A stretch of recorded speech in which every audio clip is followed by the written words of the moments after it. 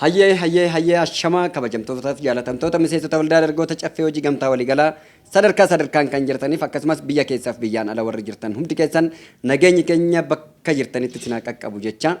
Egaa waldaan dargaggoota caffee hojii gamtaa waliigalaa yaa'ii waliigalaasaa yaa'ii isaa caasarra kan jiru hundasaa gaggeessaa jira. Rifoormitti gallee jirra ammas itti fufee jira rifoormiin keenya. Rifoormi erga goone boodatti waan hundaa erga fixanne boodatti walitti galumti isaa mana marii kan dhaabnu miseensota ammaa kana keessayis anduraaniti keessayis hunda isaa rifoormii erga fixanne boodattidha. Akkuma tanaan duras ibsaa dhufne guyyaa gaafa sadarkaa keessan akka beektanii fi miseensonni keenya martu keessa sadarkaa keessan beektanii guyyaa kaleessa irraa kaasnee gaddas kaasnee waamicha isinii goonu keenyan beekama. Akkasumas ammas immoo irra deebiidhaan anis waamicha koo kabajaa tamsaasan isiniif gadi dabarsa jechaadha. Egaa warreen caasaa Adaa Bargaa Iccinni akkasumas meettaa walqixxee meettaa roobii koloboo warri taatan galma bulchiisa magaalaa hoolotaatitti ganama keessaa sa'aatii 2 walakkaa irraa kaastanii guyyaa gaafa 22 ji'a afuraffaa 2015 sa'aatii keessan kabajuudhaan akka argamtan yeroo argamtan olaagaa'in seensa walga'ii keenya tokkoffaa waraqaa eenyummaa miseensummaa lammaffaa nagahee sheerii guutuu ittiin kaffaltanii abbaa sheerii ittiin taatan isa kana qabachuudhaan akka nuuf argamtan kabajaan isin yaamna jechaadha. Kana wajjin wal qabatee yeroo dhuftan wanni dhufuu qabdan ilaalchi qabattanii dhuftan ilaalcha naamusaa, ilaalcha gaafii, kaayyoo, karooraa fi fedhii keessan bilchinaan karooraa fi gabaasa waldaan keessan biiroo muummeetirraa isiniif dhiyaatu akka kabajaa fi ulfinaan wal kabajeeffachuudhaan wal safeeffachuudhaan caasaa sabeeffachuudhaan akka argamtan kabajaan isin yaamna baay'ee isin jaalanna baay'ee isin kabajna. Lammaffaa guyyaa gaafa 23 ganama keessaa sa'aatii 2 walakkaa irraa kaasee Burraayyuu warri jirtanii fi naannaa ishee warreen jirtan kutaa magaalaa lamaanuu warri taatan Burraayyuu fi naannaa Burraayyuu warreen jirtan achiin dhaqxanii hanga Mogor taatanitti warri jirtan akka argamtan kabajaan isin yaamna. Isinis akkasumatti warreen sheerii kaffaltanii fixan qofti koorees hin ta'in miti koorees ta'ee miti kooree warri taatan warreen sheerii kaffaltanii fixatan qofti akka miseensa dabalatee akka argamtan operational reformiidhaan akka ta'uuf waan barbaadameef ariitiidhaan akka nuuf argamtan ganama keessaa sa'aatii 2 walakkaa irratti magaalaa Burraayyuu galma bulchiisaa keessatti akka nuuf argamtan kabajaan isin yaamuu barbaanna. Kanatti aansuudhaan torban itti aanu irratti immoo qidaameen gannaarra oola sanbata guddaan yoo danda'ame ta'e haala mijataa yoo ta'e haalli sagantaa keenyaa yoo nu deemsisa ta'e boolee lammii kuraa eekkaa bakka tokkotti kan gaggeeffamu ta'a. Itti aansuudhaan qidaamee itti aantu sadaffaa san irratti jechaadha laga xaafoo sandaafaa alaltuu caacaa warri jirtan bulchiisa magaalaa laga xaafoo irratti galma abbaa gadaatitti akka argamtan asuma asitti isin beeksisuu fi isin hubachiisuu barbaanna. Garuu jala buunee jala geenye isin yaadachiisa waamicha isiniif dhiyeessina. Isatti aansuudhaan sagantaan keessan laga xaafoo irraa aansuudhaan galaan kutaa magaalaa Qaaqiqaalitti akkasumas Qoyyeeffachee waradaa akka argamtan bifa saniitiin walitti isin yaamna jechaadha. Haala kanaatiin ergaas deebine booda qidaamee isaa akkas ta'e sanbata guddaa isaa Qirqoos Laaftoo Kolfee Lidataa bakka tokkotti akka ta'uudha barbaanna. Waamicha keessan isiniif dhiyeessina walitti qindoominaan akka dhiyaattan akkasumas Gullallee Araadaa Qirqoos Addis Katamaa warreen kun immoo bakka tokkotti akka nuuf argamtan akka bakka tokkotti taatan isin hubachiisuu barbaanna jechaadha.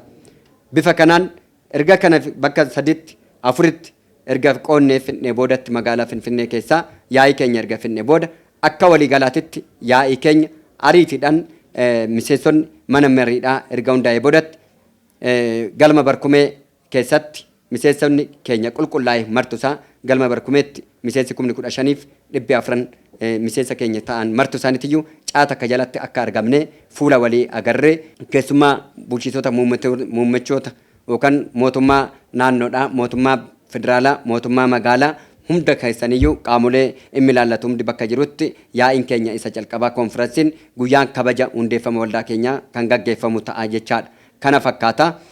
Egaa kanatti dhaansuudhaan sagantaa waldaan keenya yaa'ii gaggeessuu isaatirratti dhaansuudhaan immoo waan tokko immoo akka kanaan wal qabatanii hubattan barbaanna jechaadha. Warreen tanaan dura rifoormiirra jirra jennee jirra. Qormaata nu qorname keessatti immoo warreen rifoormiin nyaachuu danda'e, rifoormiin balleessuu danda'e, rifoormii keessan darbuu warra hin dandeenye warri tokko haala yeroo boqonnaa nuu laachuu didanii qeeqa fi komiidhaaf fakkeessanii akka waan arcaatii ani ari'amtanis kan arcaatanis kan hin ari'amnes kan hin ari'amtanis akkam jirtu jechuudhaan immoo suura keenyas maxxansuun akkuma beekamutti beekaa jirtu argaa jirtu inni kun immoo egaa akka dubbannu hin qeeqnu wanni akka kana barbaachisaa miti. Tokkoffaa humna ijaarratanii yoo isaan achi qeeqa kaasan jala bu'anii immoo maallaqa keenya nyaatanii baddanii akkana gootanii kan jedhus immoo wajjin jiraa jechaadha. Kun jechaan warreen maallaqa keenya nyaatan jedhan isheetu Mulgeetaa dabalatee isheetu Mulgeetaa dhalataa Arusii hojjetaa Itiyoo Telekoom kan ta'e feesbuukii isaati irratti garuu isheetu dhuma jedha jira, isheetu peeji jedha. Hojiin isaatii fi hojiin qaama nurratti maxxansatee yookaan immoo nu maxxansatee jaalala nurraa qabaatu yookaan immoo sissinii nurraa qabaatu yaaddoo nuuf qabuufis ta'ee jaalala nuuf qabus jibbiinsa nurraa qabus ibsachuudhaaf ta'ee adda baasuun isaa kan hin beekamne jala bu'ee maallaqa gaafachuu fakkeessee warra kaanis kakaafachuudhaaf deemamaa jiru kun sirrii miti. Wanni akka kanaa dhaabuu qaba adamaleedha. Ayi jedhamnaan hojiin hojjetamaa turee fi hojiin nurratti hojjetamaa ture martuu isaatiyyuu qaamni hundi isaatiyyuu akka barutti miseensi hunduu akka barutti qaamni mootummaa kamiyyuu akka nu bira dhaabbattan qaamonni kun warreen carraa harkaa qabanitti fayyadamanii Itiyoo Telekoomii warreen harkaa qaban warreen nurratti duula bahuudhaan tanaan duras baay'ee gatii baay'ee kan nu kaffalchiisan ammarree kan nurra taa'uu hin dandeenye warreen ta'an warreen kanaa fi kan na fakkaattonni warreen jiran jaarmaalee mootummaa cinaa dhaabbatu. Mootummaa bandee dhaabbatu uummata Oromoo tokkummaadhaan ijaarratee deemaa jiru maqaa gurraachessiidhaan diiguudhaaf maqaa saba dhuunfaa balleessuudhaaf warreen fiigan baay'een isaanii jiru. Mootummaan rakkoo dhuumamuudhaaf deemu yoo beeksisan dursee warra rakkoo dhuumuudhaaf deemu san dubbatee amma rakkoo dhuumutti eeguu hin ta'in erga heeruun laatamee warra heeruun irratti laatame san dafee tarkaanfii irratti fudhachuu fi sirreeffama gochuun dirqama qabaa jechaadha. Kun jechaan Oromummaa qofa kan laallatu miti. Diinni Oromoo afaan Oromiffaatiin barreessaa jira har'a. Diinni Oromoo Oromoo irratti barreessaa jira har'a. Oromiffa dubbachaan hundi Oromoo miti. Waan baay'ee dubbachuun barbaanne waan baay'ee irraa of qobne jira. Hin dubbadhu hin barbaadu ammas gadi dubbachuun barbaadu achi gadi dubbachuun barbaadu ammas garuu warreen dursinee komii irratti dhiyeeffannu warreen himannaa irratti dhiyeeffannu warreen heeruu irratti laattannu kan warreen feesbuukii namaa akka gochuu bare warreen feesbuukii namaa cabsuudhaan gootota keenya bulchiisota keenya mootummoolee keenya jaarmaalee keenya qaama keenya qabsaa'ota keenya ambosonas jiru ammagaalas jiru qabsaa'onni hunduu dhimma Oromoo laallatee warri qabsaa'an hunduu Oromoo warri ta'e hunduu Oromummaa isaaniitii fi Oromoo qofa laallata. Warri dhimmi isaan hin laallanne keessa seenanii bukeechuudhaan waliin dha'uudhaan wal nu ficcisiisuudhaaf ammas nu diddiiguudhaaf fiigaa jiru. Isa kanas carraa isaanii dhoowwachuun dirqama mootummaanis dammaquu qaba. Miti mootummaa warreen morkitoota irra jiranis warri mormuu irratti jiranis mormaanis morkaanis mootummaanis dammaquu qaba. Yeroo ammaa kana tokkummaa qabna. Jaarmaaleen diinagdee kamiyyuu wal ta'uu qabna. Fiishaan keenya warri diinagdee hooggannu warri jaarmaalee diinagdeetitti deemnu xiyyeeffannoon keenya hojii qofa ta'uu qaba. Siyaasa irraa bilisa ta'uu qabna. Siyaasa warri jaarmaalee siyaasaa itti adeeman diigumsa garuu sabummaatitti kan deemu kanarratti immoo tokkummaadhaan itti duuluu qabna.